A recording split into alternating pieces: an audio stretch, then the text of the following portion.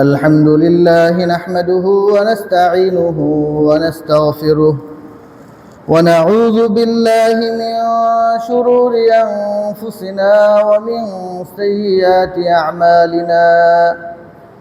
من يهده الله فلا مضل له ومن يضلله فلا هادي له، ونشهد أن لا إله إلا الله وحده لا شريك له، ونشهد أن سيدنا وسندنا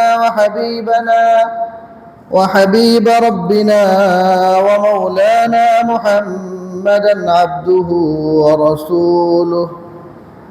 أما بعد فأعوذ بالله من الشيطان الرجيم. بسم الله الرحمن الرحيم. إن عدة الشهور عند الله 12 شهرا في كتاب الله يوم خلق السماوات والأرض منها 4 حرم. وقال النبي صلى الله عليه وسلم: من أراد أن يضحي فلا يأخذ من شعره ولا من أذفاره شيئا، أو كما قال عليه الصلاة والسلام. وقال تعالى في شان حبيبه ومحبوبه ومعشوقه مخبرا وآمرا: إن الله وملائكته يصلون على النبي يا أيها الذين آمنوا صلوا عليه وسلموا تسليما. আমরা নামাজে যে দুরূদ শরীফ পড়ি মহব্বতের সাথে সবাই পড়ি। আল্লাহুম্মা সাল্লি আলা মুহাম্মাদ ওয়া আলা আলি মুহাম্মাদ কামা সাল্লাইতা আলা ইব্রাহিম ওয়া আলা আলি ইব্রাহিম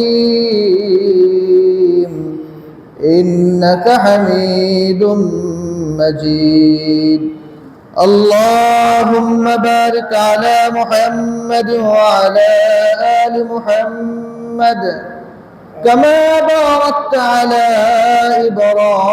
إبراهيم وعلى آل إبراهيم إنك حميد مجيد. رب زدني علما رب زدني علما رب زدني علما رب اشرح لي صدري ويسر لي أمري واحلل عقدة من لساني يفقهوا قولي. আলহামদুলিল্লাহ, মহান রব্বুল আলামিনের দরবারে অসংখ্য অগণিত শুকরিয়া যে মহান রব, মহান মালিক অত্যন্ত মহব্বত করে ভালোবেসে আল্লাহ তাআলার মহান হুকুম জুমার নামাজ আদায়ের জন্য আমাদেরকে আগে মসজিদ আসার তৌফিক দিয়েছেন, আমাদের শরীর স্বাস্থ্য ভালো রেখেছেন, আমাদেরকে হায়াতে রেখেছেন। সে মহান রব্বুল আলামিনের দরবারে অন্তঃস্থল থেকে শুকরিয়া আদায় করছি, আলহামদুলিল্লাহ। মোহতারাম মুসল্লিয়ানে কেরাম, আপনারা সবাই অবগত আছেন আমাদের হজের মাস চলছে। এটা জিলকদ মাস। আগামী বৃহস্পতিবার থেকে ইনশাল্লাহ আশা করা যাচ্ছে চাঁদ উঠলে জিলহজ মাস শুরু হবে। এখন জিলকদ মাস চলছে, আগামী মাস হবে আমাদের আরবি মাস অনুযায়ী জিলহজ মাস।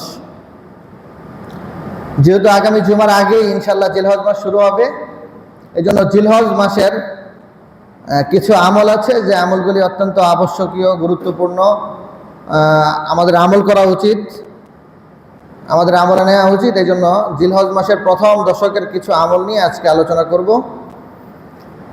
ঈদের আগে আগামী যে 2-1টা জুমা পাওয়া যাবে সেগুলিতে আমরা ইনশাআল্লাহ কুরবানির বিষয়ে আলোচনা করব। গত জুমাগুলিতে আমরা হজের বিষয়ে আলোচনা করেছি। মুহতারাম মুসলিম কেরাম, জিলহজ মাস এটা আরবি মাসের সর্বশেষ মাস।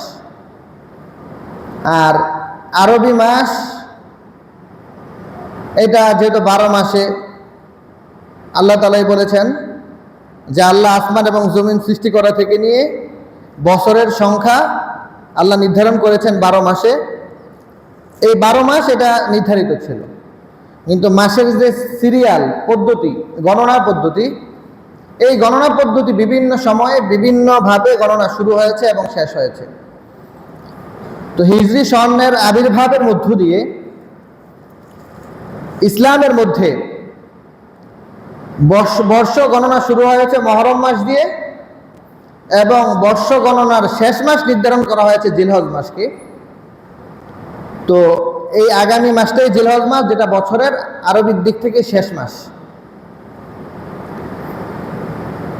এবার আসি আরেকটি প্রসঙ্গে, সেটা হলো এই বছরের মধ্যে বিভিন্ন মাসকে বিভিন্ন মাসের উপরে আল্লাহ প্রাধান্য দিয়েছেন, বিভিন্ন দিনকে বিভিন্ন দিনের উপরে আল্লাহ প্রাধান্য দিয়েছেন, মর্যাদার দিক থেকে এবং সওয়াবের দিক থেকে।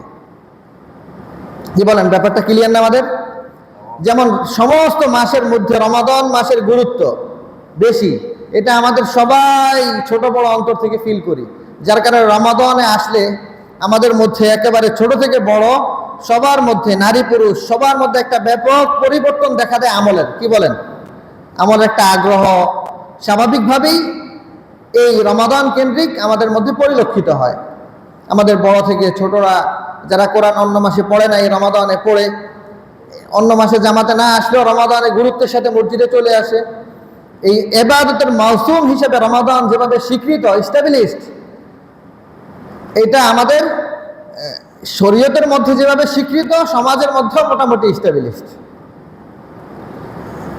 কিন্তু এছাড়া আরো অনেক দিন আছে, যেমন আমরা বলেছি বছরে অন্যান্য অনেক দিনের মধ্যে কিছু কিছু সম্মানিত দিন আছে, কিছু কিছু সম্মানিত রাত আছে।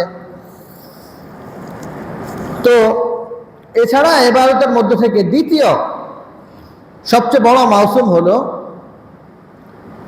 সবচেয়ে বড় গুরুত্বের দিক থেকে সবচেয়ে বেশি গুরুত্বপূর্ণ হলো, সওয়াবের দিক থেকে বেশি সওয়াব এর অধিকারী দিনগুলির মধ্যে অন্যতম দিন হলো জিলহজের প্রথম দশক। বলেন, আমরা যদি সহজে বলতে চাই তাহলে রোজার ঈদের আগে রোজার মাস আর কোরবানি ঈদের আগের 9 দিন, ঠিক না? এটাই হলো জিলহজ মাসের প্রথম দশক, অর্থাৎ কোরবানি ঈদের আগের 9 দিন আর কোরবানি ঈদের দিন, এই মিলে 10 দিন। তাহলে এই সংখ্যা কবে শুরু হবে জানতে আমাদের তেমন কোনো অসুবিধা হবে না, কারণ পেপারে, পত্রিকায়, নিউজে, সোশ্যাল মিডিয়ায় একদম ব্যাপকভাবেই প্রচার হবে যে আজকে জিলহজ মাসের চাঁদ দেখা দিয়েছে, অমুক তারিখে কোরবানির ঈদ। কি বলেন, হবে কি না? ব্যাপকভাবে প্রচার হবে, আমরা সবাই জানতে পারব। তো এখন এটা তো হলো আমরা জানতে পারবো বলছি। আর আরবি মাস গণনা করা মুসলমানদের মধ্য থেকে কিছু মানুষের উপরে এমনি আবশ্যক, কারণ ইবাদত গণার জন্য, ইবাদতের সিজন বুঝার জন্য, পাওয়ার জন্য আরবি মাস গুনতেই হবে, আরবি মাস জানতেই হবে, কারণ অনেক ইবাদতের সম্পৃক্ততাই হলো আরবি মাসের সাথে। রাসূল সাল্লাল্লাহু আলাইহি ওয়াসাল্লামের কাছে অনেক মানুষ এসে জিজ্ঞেস করেছেন, আল্লাহ তাআলা আয়াত নাযিল করেছেন, ইয়াসআলুনাকা আনিল আহিল্লাহ কুল হিয়া মাওয়াকিতু লিন-নাসি ওয়াল হজ। রাসূলকে আল্লাহ তাআলা বলেন, ইয়া রাসূলুল্লাহ, আপনাকে এসে জিজ্ঞাসা করা হবে, চাঁদ সম্পর্কে জিজ্ঞাসা করা হবে, চাঁদ কেন উঠে আকাশের মধ্যে, চাঁদের লাভ কি? তো আপনি তাদেরকে উদ্দেশ্য করে উত্তর দিবেন, কুল হিয়া মাওয়াকিতু লিন-নাস, আপনি বলেন যে এই চাঁদ দ্বারা আল্লাহ সময় গণনা করেন, সময় গণনা করার জন্য আকাশে চাঁদ দিয়েছেন। চাঁদ দেখে দেখে দেখে দেখে এক সময়ের যারা চন্দ্র গবেষক ছিলেন এবং চন্দ্র বিষয়ক গবেষণা করেছেন, তারা প্রত্যেক চাঁদ দেখে দেখে তারিখ, অমাবস্যা, পূর্ণিমা, এই তারিখ গণনার আগেও, ক্যালেন্ডার, বর্তমান আপডেট ক্যালেন্ডার বের হওয়ার আগেও তারা গণনা করেছেন। কি বলেন, করেছেন না? এবং এই চাঁদের মাধ্যমে সিজন গণনা করেছেন, মৌসুম গণনা করেছেন, কৃষকরা মৌসুম গণনা করেছেন, কখন ফল পাকবে, কখন ফসল পাকবে, কখন ফসল কাটবে, এটা স্বীকৃত। তো এই আমরা বলতেছিলাম মূল ঘটনা হলো ইবাদতের একটা মূল মৌসুম হলো জিলহজের প্রথম দশক, এটা আমাদের সমাজের মধ্যে খুবই আনস্টাবিলিস্ট। অর্থাৎ কখন জিলহজ মাস শুরু হয়, কখন কোরবানি ঈদের দিন চলে আসে, এর কোনো স্মৃতি আমাদের মাথার মধ্যে আসে না। রমাদানকে আমরা যদি স্মৃতিচারণ করতে চাই, অটোমেটিক আমাদের মাথার মধ্যে চলে আসে যে আমরা এই দিনগুলিতে তারাবির নামাজ পড়ি, সারাদিন না খেয়ে রোজা রাখি, মসজিদ একেবারে ভরপুর থাকে, নামাজের আগে মানুষ সুন্নত পড়তে থাকে, নামাজের আগে পরে মানুষ কোরআন তেলাওয়াত করতে থাকে, রমাদানের শেষ 10 দশকে মসজিদের মধ্যে ইতিকাফরত অবস্থায় মুসল্লিরা থাকে। এই স্মৃতি রমাদানকে নিয়ে আমরা ভাবলেই আমাদের মাথার মধ্যে আসে। কিন্তু কোরবানির আগের 10 দিনকে নিয়ে যদি আমরা ভাবি, আমাদের সমাজের মধ্যে কি আমল আছে? নিশ্চয়ই না।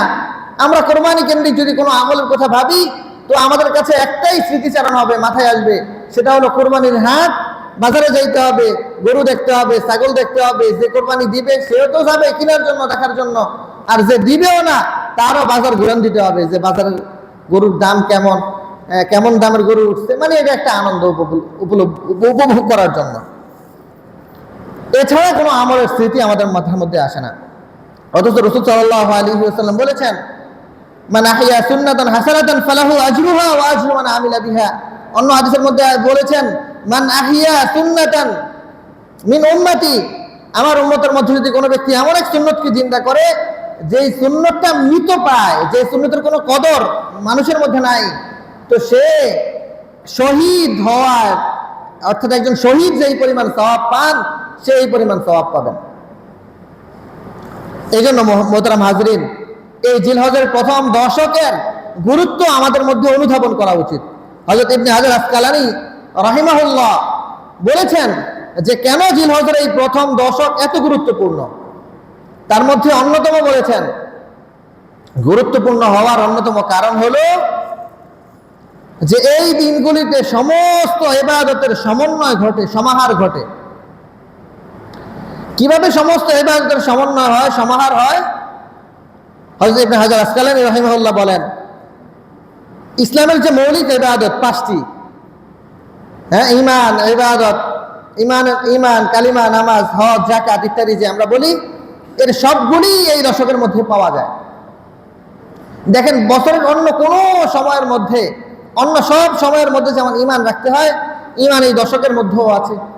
নামাজ যেমন অন্য সময়ের মধ্যে আছে, এই দশকের মধ্যেও আছে। রোজা যেমন অন্য সময়ের মধ্যে রাখা যায়, এই দশকের মধ্যে রোজা আছে। এমনকি ইয়াউমে আরাফার রোজার অনেক বেশি গুরুত্ব আছে। সাথে সাথে এই দশকের মধ্যে হজ আছে, যেটা আর বছরের কোনো সময়ের মধ্যেই নাই। এবং এই দশকের মধ্যে কুরবানি আছে। অর্থাৎ যত ইবাদত আছে, ইবাদতের সকল ইবাদতের সমাহার বা সমন্বয় যেহেতু এই দশকের মধ্যে ঘটে, এই জন্য এই দশক অত্যন্ত গুরুত্বপূর্ণ। তাইলে আপনাদেরকে প্রথম যে বিষয়টা বোঝানোর চেষ্টা করেছি, এই জিলহজ মাসের প্রথম দশকের গুরুত্ব, এটা অনুধাবন করতে আমরা স্পষ্ট হয়েছি, কি বলেন, তাই না? এবার আসি, এই দশকের মধ্যে আমরা কি আমল করব। রাসূল আল্লাহ তাআলা কোরআনের মধ্যে বলেছেন, কসম খেয়েছেন, ওয়াল ফাজরি ওয়া লায়ালিন আশর ওয়াশ শাফঈ ওয়াল ওয়াতর। আল্লাহ তাআলা শপথ খেয়েছেন 10 রাত্রির, ওয়া লায়ালিন আশর 10 রাত্রির কসম, ওয়াশ শাফঈ ওয়াল ওয়াতর জোরের কসম এবং বেজোরের কসম। হযরত ইবনে আব্বাস রাদিয়াল্লাহু তাআলা আনহু, প্রখ্যাত মুফাসসির, রাসূল সাল্লাল্লাহু আলাইহি ওয়াসাল্লামের সাহাবীদের মধ্যে সবচেয়ে শ্রেষ্ঠ মুফাসসির ইবনে আব্বাস রাদিয়াল্লাহু আনহু বলেন যে এখানে এই 10 রাত্র দ্বারা এই জিলহজ মাসের 10 রাত্রকে বোঝানো হয়েছে। দ্বিতীয়তম হলো, এই 10 রাত্রের মাধ্যমে এই ওয়াশ-শাফঈ ওয়াল ওয়াতর জোর এবং বেজোরের মাধ্যমে এই দশকের যে জোর রাত্রিগুলি আছে, জোর দিনগুলি আছে এবং বেজোরগুলি আছে, এই দুটোটাকেই বুঝিয়েছেন ওয়াশ-শাফঈ ওয়াল ওয়াতর বলে। আর আল্লাহ তাআলা ওই জিনিসেরই কসম খান যে জিনিস অনেক গুরুত্বপূর্ণ। হাদিসের মধ্যে আসছে, রাসূল সাল্লাল্লাহু আলাইহি ওয়াসাল্লাম বলেছেন, মান লাম ইয়াহলিফিল্লাহ ফালিয়াহলিফ বিল্লাহ। যে ব্যক্তি কোনো কসম খাবে, সেজন্য মান আরাদা আন ইয়াহলিফা ফালিয়াহলিফ বিল্লাহ। যে ব্যক্তি কোনো কসম খাইতে চায়, সে যেন আল্লাহর নামে কসম খায়। আল্লাহর নাম ছাড়া অন্য যে কোনো নামে, সন্তানের নামে, এছাড়া মাথার কসম, পায়ের কসম, অমুকের কসম, তমুকের কসম, এগুলি এগুলি শিরকের অন্তর্ভুক্ত, এগুলি শিরকের একটা প্রকার। এই জন্য অন্য কোনো কিছুর কসম খাওয়া যাবে না। যদি কখনো কসম করার প্রয়োজন হয়, সে আল্লাহর নামে কসম করতে হবে, আর না হয় যেন সে চুপ থাকে, কসম না খায়। তো এখন যেই কসম খেতে আল্লাহ নিষেধ করেছেন আল্লাহর নামের বাহিরে, আল্লাহ কেন ভিন্ন জিনিসের কসম খেয়েছেন? মুফাসসিরিন লিখেছেন যে আল্লাহ তো কসম খেয়েছেন, তো সুতরাং আল্লাহ আর কিসের কসম খাবেন? আল্লাহ তার মাখলুকের মধ্যে যে জিনিসটা অনেক গুরুত্বপূর্ণ, যে জিনিসের মর্যাদা দাম আল্লাহর কাছে আছে, সেই জিনিসের কসম খেয়েছেন। তো সুতরাং 10 রাত্রির কসম খেয়েছেন, আবার এই 10 রাত্রির মধ্যে জোর রাত্রি এবং বেজোর রাত্রির কসম খেয়েছেন। এর দ্বারা স্পষ্ট হয়, বোঝা যায় যে এই 10 রাত্রি এবং এখানে জোর রাত্রিগুলি এবং বেজোর রাত্রিগুলি আল্লাহর কাছে অনেক বেশি গুরুত্বপূর্ণ। কি বলেন, ঠিক কিনা? এবার আসি আমলের দিক থেকে। আমলের মধ্যে আল্লাহ তাআলা বলেছেন ওয়ায়াজকুরু ইসমাল্লাহি ফি আইয়ামিন মা'দুদাত। ইবনে আব্বাস রাদিয়াল্লাহু আনহু বলেছেন এই আইয়াম মা'দুদাত দ্বারা উদ্দেশ্য হলো জিলহজের 10 দিন। তবে প্রথম আল্লাহ নির্দেশ দিয়েছেন নির্দিষ্ট 10 দিন, অর্থাৎ জিলহজের প্রথম 10 দিনে বেশি বেশি করে আল্লাহ তাআলার জিকির করো। সারা বছর এর জন্যই তো জিকিরের আমল আছে, কি বলেন, আছে না? প্রত্যেক দিনেই প্রত্যেক আমলের আগে পরে নামাজের সাথেও জিকিরের আমল আছে, তিলাওয়াতের আমল আছে, এগুলি সবই জিকির। কিন্তু এই 10 দিনের জন্য আলাদাভাবে জিকিরের নির্দেশনা দেওয়ার অর্থ হলো যে এই 10 দিনে জিকিরের গুরুত্ব অপরিসীম, অনেক গুরুত্ব। এই জন্য এই 10 দিনে আমরা প্রথম আমল করব, জিকির করব। এখানে মতলব জিকির, যে কোনো আমল হইতে পারে, যে কোনো জিকির হইতে পারে। 2 নম্বর হলো এই দশকে যে কোনো আমল অন্য মাসের অন্য সময়ের আমলের তুলনায় রমাদানে যেভাবে একটু আমল বাড়িয়ে করার চেষ্টা করি, এই দশকে একটু আমল বাড়িয়ে করার চেষ্টা করব। হাদিসের মধ্যে আসছে রাসূল সাল্লাল্লাহু আলাইহি ওয়াসাল্লাম বলেছেন মা মিন আইয়ামিন আল আমালুস সালিহ ফীহিন্না আহাব্বু ইলাল্লাহি মিন হাযিহিল আইয়াম। রাসূল বলেন যে যত দিন আছে আল্লাহর দ্বীনের মধ্যে, যত রাত্রি আছে এই দিন এবং রাত্রির মধ্যে যত আমল করা হয়, এর মধ্যে অনেক বেশি গুরুত্বপূর্ণ আমল, আল্লাহর কাছে প্রিয় আমল হলো ফি হাযিহিল আইয়াম, এই দশকের আমল। এই জিলহজের প্রথম দশকের আমল, এটা আল্লাহর কাছে অনেক প্রিয় আমল। তাহলে আমরা কি বলতে পারি? যে কোনো আমল এই দশকের মধ্যে আল্লাহর প্রিয় আমল। এই জন্য আমরা এই দশকের মধ্যে অন্তত পক্ষে নামাজের আগে এসে 2-4 রাকাত নফল পড়ার চেষ্টা করব। রাতে আমরা ঘুমানোর আগে 2-4 রাকাত তাহাজ্জুদের নিয়তে নফল পড়ার চেষ্টা করব। এভাবে নামাজের আগে পরে জিকিরের সাথে থাকার চেষ্টা করব, একটু তেলাওয়াতের সাথে থাকার চেষ্টা করব। অন্যান্য সময় ফজর জামাতে পড়তে পারি না, এই 10 দিন যেন কোনোভাবেই অন্তত ফজরের জামাত মিস না হয়।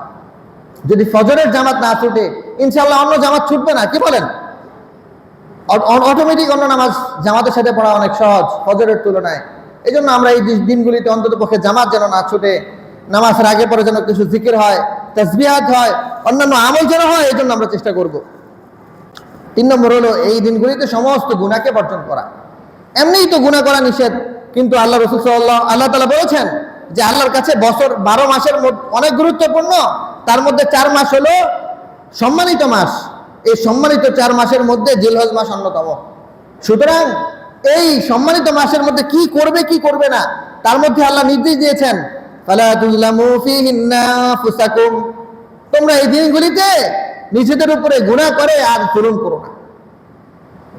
সুতরাং এই সম্মানিত মাসের সম্মান বুঝো, এবং এই মাসগুলিতে অন্তত পক্ষে অন্যান্য সময় যেভাবে গুনাহ করা থেকে পরোয়া না করেই গুনাহ করে ফেলো, এই মাসগুলিতে অন্তত পক্ষে এই 10 দিনে গুনাহ করা থেকে পরোয়া করো। তাহলে আমরা 3 নম্বর আমল পেয়ে গেলাম। 4 নম্বর আমল হলো তৌফিক থাকলে এই মাসগুলিতে হজ করা। কি বলেন? হজ তো অন্য কোনো মাসে করাই যায় না। এই হজের সিজন এবং মৌসুম, এবং এটাই হজের সিজন এবং মৌসুম। এই জন্য তৌফিক থাকলে হজ করা। 5 নম্বর আমল হলো কুরবানি করা। 5 নম্বর আমল হলো কুরবানি করা। তৌফিক থাকলে কুরবানি করা। তৌফিক কি জিনিস, যেটা গত জুমাতে একবার বলার চেষ্টা করেছি, যে অন্যান্য আমলের জন্য হাওলানে যাকাতের জন্য শর্ত হলো 1 বছর একটা সম্পদ স্ট্রে করতে হয়। আপনি সম্পদের মালিক হয়েছেন, এই সম্পদটা অন্তত পক্ষে 1 বছর আপনার কাছে স্ট্রে করতে হবে। এটা যাকাতের জন্য শর্ত, কিন্তু হজের জন্য এই শর্ত নয়। আপনার যদি সম্পদের মধ্যে এটা নালে খালে বিভিন্ন জায়গায় ফসলি জমি, অনাবারি জমি অথবা আবারি জমি, এরকম কোনো জমি জামা আপনার থাকে, অথবা এমন কোনো ফ্ল্যাট কিনা আছে যে ফ্ল্যাটে আপনি থাকতে হয় না, ভাড়া দিয়ে রাখছেন, যার মূল্য এই পরিমাণ, যেটা বিক্রি করলে আপনি হজ করতে পারেন, হজের সফরের পুরা খরচ মিটে যাবে, এই পরিমাণ আছে, তাহলে আপনার উপরে হজ ফরজ। আপনার সম্পদ যেহেতু এটা অপ্রয়োজনীয় সম্পদ বলতে পারি আমরা, অতিরিক্ত সম্পদ, আপনি থাকার পরেও, আপনি আপনার জীবনযাপন করার পরেও ওই সম্পদটা অতিরিক্ত আছে, যেটাতে আপনি চাষাবাদ করতে পারেন, অথবা অনাবাদি খালে বিলে পড়ে আছে, ওই জমি বিক্রি করে দিলে আপনার তেমন অসুবিধা হবে না জীবনযাপনের জন্য, এই জন্য ওই জমি বিক্রি করে আপনি হজ করতে হবে।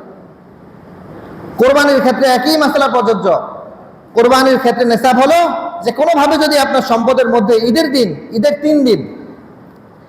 তিন দিন কি বলেন, 10, 11, 12, এই 3 দিন তো ঈদের দিন, এই 3 দিন যদি কোনোভাবে আপনি যদি সফরে না থাকেন, আপনি যদি মুকিম থাকেন, এবং আপনার কাছে যদি ওই 3 দিনে এই পরিমাণ অর্থ থাকে, সেটা হইতে পারে নগদ অর্থ, হইতে পারে অর্থের তারল্য, মানে অর্থাৎ আপনার কাছে ক্যাশ নাই কিন্তু ব্যাংকে পড়ে আছে, কিন্তু জমিতে পড়ে আছে, কিন্তু পশুর মধ্য দিয়ে আছে, কিন্তু গেরের মধ্যে দিয়ে আছে, খামারের মধ্য দিয়ে আছে, এই পরিমাণ অর্থ আপনার কাছে আছে, যেটা নিসাব পরিমাণ হয়, অর্থাৎ বর্তমান বাজারে 52.5 ভরি রূপার সমপরিমাণ, অর্থাৎ 92-93 হাজার টাকা। এই পরিমাণ সম্পদ যদি আপনার কোনোভাবে থেকে যায়, আপনার উপরে কোরবানি ওয়াজিব। এই জন্য সমাজের অনেক মানুষের উপরে কোরবানি ওয়াজিব। এখন কেন কোরবানি করে না? কারণ কোরবানির গরু কিনতে তো 1 লাখ টাকা লাগে, তো তার 90,000 টাকা থাকলে কেমনে কোরবানি দিবে?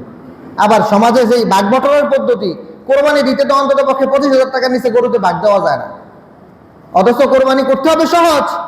7 জনে মিলে কোরবানির অর্থ হলো বাজারে 70,000 টাকায় সর্বনিম্ন দামের গরু আছে, আপনি যেহেতু সামর্থ্যবান কম, আপনি 10,000 টাকার ভাগায় শরিক হন, 10 জনে মিলে 10,000 টাকার কোরবানি, 10 জনে মিলে 10,000 টাকা করে উঠান, 70,000 টাকায় বাজারে গরু পাওয়া যায়, গাই গরু কিনেন, যেটা 2 বছর হয়েছে এরকম গাই গরু কিনেন, আপনি 65,000-67,000 টাকার মধ্যে গরু কিনেন, বাকি 3,000 টাকায় অন্যান্য কাজ শেষ হয়ে যাবে, 70,000 টাকার মধ্যে কোরবানি হয়ে যাবে। 10,000 টাকায় কোরবানি করা অনেক মানুষের জন্যই সম্ভব। কি বলেন, সম্ভব না? আমাদের এই দেশে একটা কথা বলে মনে পড়ছে, যে যদি পুরো বছরের 12 মাসে আমি যদি 1,000 করে জমায় রাখতে পারি, তাহলে কোরবানি দিতে অসুবিধা হবে। কোরবানির জন্য 12,000 টাকা তো আমার ক্যাশই জমা রয়েছে, প্রত্যেক মাসে জমাইছি 1,000। উনি অন্য একটা উদাহরণ দিয়ে বলেন, তো এটা আমি যুক্ত করে বললাম। এই জন্য কোরবানি দেওয়া অনেক মানুষের জন্য সহজ। আমি এটা পাইলাম না, বাজারে ছাগল একটা কিনে ফেললাম, 12,000 টাকায় ছাগল পাওয়া যায় না। আমরা ঈদের মার্কেটে ছাগল কিনতে গেলে কঠিন, আমি ঈদের 1 মাস আগে একটা গাই, মানে খাসি ছাগলই কিনতে হবে কেন, বকরি দ্বারাও তো কোরবানি হয়। সুতরাং আমি একটা বকরি ছাগল 8,000 টাকা 9,000 টাকাও কিনতে পারবো, 1 বছর বয়স হলেই হয়। সুতরাং 8,000-9,000 টাকা দিয়েও কোরবানি করা সম্ভব। তো মোহতারাম হাজরিন, এই ব্যাখ্যায় চলে গেলাম। কোরবানির দিনে এই কথাগুলি বলবো। কোরবানির সামর্থ্যবান অনেক ব্যক্তি আছে, আপনারা একটু ভাবেন, যেহেতু এখনো অনেক সময় আছে। আমরা কোরবানি এই সুন্নাহকে অনেক মুফাসসিরিন ইকরাম বলেছেন বা স্কলাররা বলেছেন ওয়াজিব।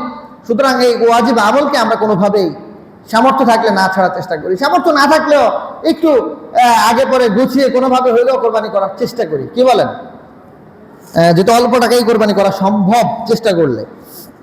তাহলে আমরা মোটামুটি 5টা আমলের কথা বলেছি। 6 নম্বর আমল হলো, যারা কোরবানি করবেন তাদের জন্য অন্যতম আমল হলো 1 তারিখ তো চাঁদ দেখা যাবে, চাঁদ দেখার আগেই মোষ, চুল, শরীরের অবাঞ্ছিত পশম, নখ এবং চুল ইত্যাদি আগেই কেটে নেওয়া। জিলহজের চাঁদ উঠছে তো আর এই নখ, চুল, মোষ, দাড়িতে হাত না দেওয়া। বুঝতে পারছি কথাটা? আমাদের অনেক মানুষ এই আমলটা করেন আলহামদুলিল্লাহ। প্রত্যেক বছর যেহেতু আমাদের মসজিদ থেকে কথা বলা হয়, অনেকেই আমল করেন। অনেকেই মনে করে যে আরে ঈদের দিন রাত্রে যদি শেভ না করতে পারি, তাইলে ঈদের নামাজ কেমনে হইব, মানে ঈদের দিন আমি কেমনে গিয়ে মানুষের সামনে মুখ দেখাবো, আমার মুখগুলি বড় বড়, দাড়িটা বড় বড় খুশায় রয়েছে, তার ইজ্জত যাইব, প্রেস্টিজ চলে যাবে। আরে ভাই, আপনি প্রেস্টিজ রাখেন, আগে আপনার মানে আল্লাহ কোন দিক থেকে আপনার সন্তুষ্ট হবে? জান্নাতে গেলে তো আপনি দাঁড়িয়ে দিবেন আল্লাহ তাআলা, আপনি তো জোয়ান বানায় রাখবেন, 33 বছরের যুবক, সারা জীবন জোয়ানই থাকবেন, আপনার মুখে কোনোদিনই দাঁড়িয়ে থাকবো না জান্নাতের মধ্যে। সুতরাং আপনি যদি আজীবনের জন্য জোয়ান থাকতে চান, আপনি যদি আজীবনের জন্য স্মার্ট থাকতে চান, তো একদিনের জন্য বা এই 10 দিনের জন্য একটু কোরবানি করেন না, আনস্মার্ট থাকেন না 10 দিন। যদি সমাজের মানুষ এটাকে আনস্মার্ট আপনাকে মনে করে, আর স্মার্ট আর আনস্মার্ট এটা নির্ধারণ করবে তো শরীয়ত, আপনি না, আপনার সমাজ না। সমাজ যদি গোমরাহ হয়ে যায়, সমাজের সব মানুষের মধ্যে গোমরাহি যদি এস্টাবলিশড হয়, সুতরাং আমরা কিভাবে এই গোমরাহির মধ্যে সকলে মিলে নিমজ্জিত হব? কি বলেন, তাই না? এই জন্য আমরা এটা আমল করার চেষ্টা করব। কোরবানির ঈদের দিন ঈদের নামাজ পড়ে বাসায় গিয়ে বাস সব ফ্রেশ হয়ে যাবো, একদম সেপ টেপ করে নিব। ঈদের নামাজের পরে ফ্রেশ হব, আর কোরবানি করার পরে আর আমরা একদম পুরা কোরবানির আগের 9 দিন চাঁদ ওঠা থেকে নিয়ে আমরা চুলে অশরীরের অবাঞ্ছিত কোনো পশম এবং নখ চুলে আমরা হাত দিব না, পশমের মধ্যে হাত দিব না। কি বলেন? যারা কোরবানি করবে তাদের উপরে হাদিস, কারণ রাসূল বলেছেন, মান আরাদা আন ইউযাহিয়া মিনকুম ফালা ইয়াখুয মিন শা'রিহি ওয়ালা মিন আযফারিহি শাইআ, যে কোরবানি করার ইচ্ছা করবে সে যেন তার চুল না কাটে এবং মোছ না কাটে। অন্য হাদিসের মধ্যে আসছে, রাসূল বলেছেন যে কোরবানি করবে না সেও যদি আমল করে আল্লাহ তাকে কোরবানি করার সওয়াব দিবেন। সুতরাং যারা একেবারেই সামর্থ্যবান না, এটা একেবারেই নির্ধারিত যে আমি সামর্থ্যবান কোনোভাবেই না, আমি কোরবানি দিতে পারবো না, সেও যদি আমলটা করে ফেলতে পারে, কি বলেন, আমলটা কি অনেক কঠিন, সেও কোরবানি করার সওয়াব পেয়ে যাবে। সুবহানাল্লাহি ওয়া বিহামদিহি। এজন্য আমরা এই আমলটা করবো তো ইনশাআল্লাহ। এমনকি আমাদের ফকিরা বলেছেন, স্কলাররা বলেছেন, বাচ্চাদেরকেও আমরা আমল করাবো। আমাদের বাচ্চাদেরকেও আমরা 10 দিন আগে চুল টুল কেটে নিব, বাস তাদের যা যা ফ্রেশ করা দরকার আবার ঈদের পরে করব। মাঝখানে আমরা এই 10 দিনে বাচ্চাদেরও নখ চুলের মধ্যে হাত দিব না, ইচ্ছা করে। আমরা এই আমলটা করার চেষ্টা করব, যেহেতু আমল আগামী জুমার আগ থেকেই শুরু হবে। এই জন্যই, এই পয়েন্টের জন্য আজকে এই বয়ান করা। এই জন্য আমরা এই পয়েন্টটা আমলে নিব, আমরা আমল করার চেষ্টা করব।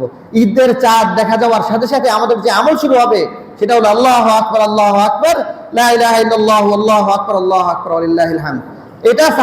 এটা আরব দেশের একটা সুন্নাহ, মানে আরব দেশে এই সুন্নাহ ইস্টাবলিশড। আরবে এই দশকে বাজারে দোকানে প্রত্যেক বাড়ির সামনে ছোট্ট আওয়াজে তাকবীর বাজতে থাকে। আপনি মার্কেটে যাবেন, দেখবেন সেখানে গিয়ে আল্লাহু আকবার, আল্লাহু আকবার বাজতেছে। এই বছর যারা হজে যাবে তাদেরকে জিজ্ঞেস করবেন যে হজে তারা কি দেখে আসছেন। বিভিন্ন হোটেলে, বিভিন্ন জায়গায় ছোট্ট মৃদু আওয়াজে মধুর সুরে তাকবীর বাজতে থাকবে এই দশকের মধ্যে। এই জন্য দশকের প্রত্যেক দিনেই এই তাকবীর বলা এমনিই একটা সুন্নাহ। আর 9 তারিখ ফজর থেকে 13 তারিখ আসর পর্যন্ত এই তাকবীর বলা তো প্রত্যেক নামাজের পরে একবার, নারী পুরুষ সকলের জন্য উচ্চ আওয়াজে পড়া তো ওয়াজিব। কি বলেন, তাই না? এটা তো আমাদের প্রচলন আছেই, কিন্তু আমরা এটা ওই আমলটাও মানে অর্থাৎ চাঁদ দেখা থেকে নিয়ে পুরা দিনগুলিতে আমলগুলি করার চেষ্টা করব। আমরা শেষ করে ফেলবো 8 নম্বর যে আমল, সেটা হলো 9 নম্বর যে আমল, সেটা হলো ইয়াউম আরাফার দিনে রোজা রাখা, যেটার কথা আমরা আরো বলবো। হাদিসের মধ্যে আসছে, রাসূল বলেছেন, সিয়ামু ইয়াউম আরাফা আহতাসিবু আলাল্লাহ আইয়ুকাফিরাস সালাতাল্লাতী ক্বাবলা ওয়াল্লাতী বাদা। এমন কোন আমল আছে যে আমলে আপনার ভবিষ্যৎ গুনাহ মাফ হবে, অতীতের গুনাহ মাফ হবে? আমল এমন হাদিসের কথা আসছে, অনেক আমলের কথা আছে, কিন্তু শুধুমাত্র এই ইয়াউমে আরাফার রোজার ব্যাপারে একেবারে গুরুত্বপূর্ণ কথা হলো যেটা পিছনের গুনাহ তো মাফ করেই, সামনের 1 বছরের গুনাহ মাফ করে দেয়। কি বলেন, সুবহানাল্লাহ ওয়া বিহামদিহি। কিছু কিছু উলামা ইকরাম বলেছেন, স্কলাররা বলেছেন যে হতে পারে যে ইয়াউমে আরাফার রোজা রাখবে, আল্লাহ তাকে আগামী 1 বছর পর্যন্ত হায়াত দিবেন। কারণ আগামী 1 বছরের গুনাহ মাফ করবেন তো হায়াত 1 বছরে আল্লাহ তাকে বাড়ায় দিবেন। এই জন্য আমরা এই রোজা রাখার চেষ্টা করব। এটা আবশ্যকই না, কেউ কেউ বলেছেন। তো আমরা ইয়াউমে আরাফা অর্থাৎ আরাফার দিন, অন্য দিনগুলিতে রোজা রাখবই। 9 দিনের রোজা রাখার ব্যাপারে ফজিলত আছে, প্রত্যেক এক একটা দিনের রোজা 1 বছরের সওয়াব পরিমাণ। তো এই জন্য এই 9 দিন তো রোজা রাখতেই পারি। বিশেষ করে ইয়াউমে আরাফার রোজা, সেটা পিছনের 1 বছরের গুনাহ, সামনের 1 বছরের গুনাহ মাফ করে দিবে। এই জন্য আমরা এই আমলটা করব। সর্বশেষ ঈদুল ফিতরের যে সুন্নাহ আছে, এই সুন্নতগুলি আমরা আমলে নেওয়ার চেষ্টা করব। ঈদুল ফিতরের সুন্নাহ আমরা ঈদের আগে পরে আলোচনা করব।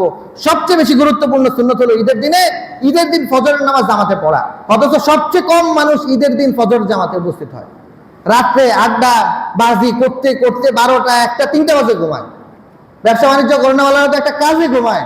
আর যারা আড্ডাবাজি করেনাওয়ালা, তারা মার্কেটে আড্ডা দিয়ে ইচ্ছা করে বন্ধু বান্ধবের সাথে আড্ডা দিয়ে ঘুমায়। তো ফজরের নামাজ সবাই মাপ, সারা মাস শুধু রাখো, ঈদের দিন এরকম ফজরের নামাজ পড়লো না। এটা একেবারেই আমাদের অবহেলা ছাড়া আর কিছুই না। এই জন্য আমরা ঈদের দিন ফজরের নামাজ অবশ্যই আমরা পড়ার চেষ্টা করব। এছাড়া ঈদের দিনের যত সুন্নাহ আছে এগুলি আমরা ইনশাআল্লাহ ঈদের আগে আলোচনা করার চেষ্টা করব। যে কথাগুলি আজকে বলা হলো, আল্লাহ তাআলা আমাদের সবাইকে আমল করার তৌফিক দান করেন, বুঝার তৌফিক দান করেন। ওয়া আখির দাওয়ানা আলহামদুলিল্লাহি রাব্বিল আলামিন।